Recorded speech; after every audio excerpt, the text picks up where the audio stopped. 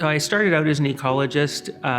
It was started in basic science. I was interested in understanding the world around me. While I initially was interested in kind of looking at forests in the absence of people, another big theme of my career has been trying to understand the place of people in forests. And that has many, many dimensions from,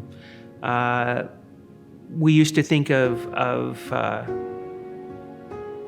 indigenous peoples of the Northwest Coast as, called them hunter-gatherers. We didn't imagine that they had a role as managers and stewards of the land, but in fact we now know that they had a deep knowledge of how to interact with the ecosystems they participated in. They had incredible knowledge of many different kinds of management activities, whether that's use of fire to manage forests, intertidal root gardens, managing fisheries. A lot of this has been about trying to put the people back in their rightful place in the system.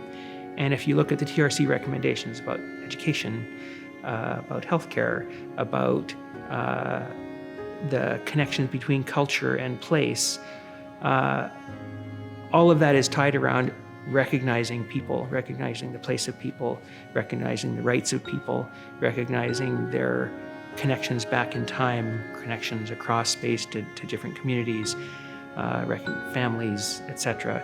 And so for the last 15 or so years of my career, those kinds of issues have become much more on the front burner, whereas they were sort of context for me to look at ecosystems in the past.